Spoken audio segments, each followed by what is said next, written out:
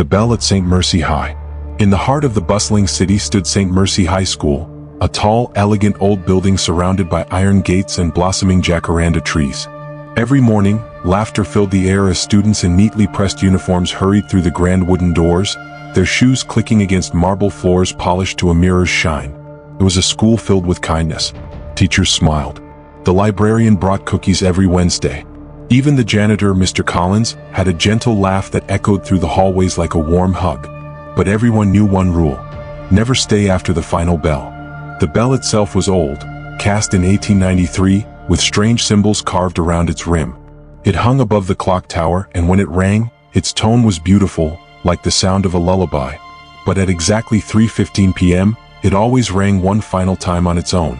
Just once. And when that bell rang, the school changed. The sweet new girl, when Lila transferred to St. Mercy, she fell in love with the place instantly.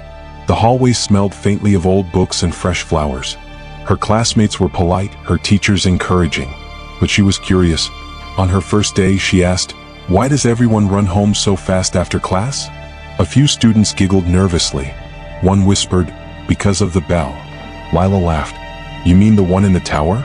The girl nodded, pale. "It's not just a bell. It calls things." That night, Lila stayed after class. Just once. She wanted to see what was so scary about a ringing bell.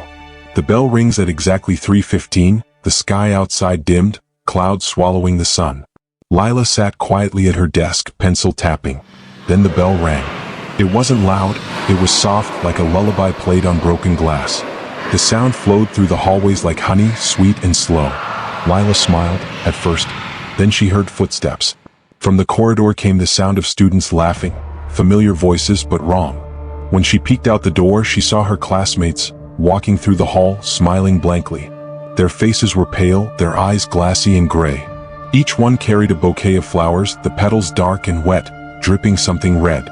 They didn't see her, but they whispered as they passed, she stayed, now she'll ring with us."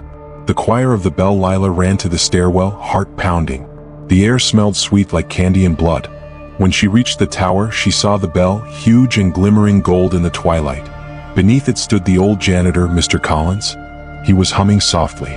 "Curiosity always brings the kind ones," he said gently. "Don't worry, child. It doesn't hurt for long." The shadows behind him moved. They were the students, hundreds of them, their hands clasped, their voices whispering the same melody the bell had played. Lila screamed as they reached for her, pulling her toward the base of the bell. She saw her reflection in its shining surface, eyes wide, lips trembling. Then the bell rang again, and she smiled. The next morning, when students arrived the next day, everything was normal again. The hallways smelled like flowers.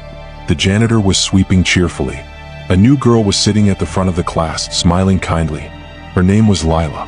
But if you looked closely, her shadow didn't move quite right. And sometimes, if you were unlucky enough to stay after the final bell, you'd hear her humming that same sweet, haunting lullaby, just before the tower bell rang again, calling someone new. Moral: some schools teach kindness. Others teach forever. If you're still here after hearing the bell, maybe it already called your name. Comment, "I heard it," if you felt the chill. And don't forget, there's another story waiting tomorrow, one even darker. Subscribe so you don't miss the next ring.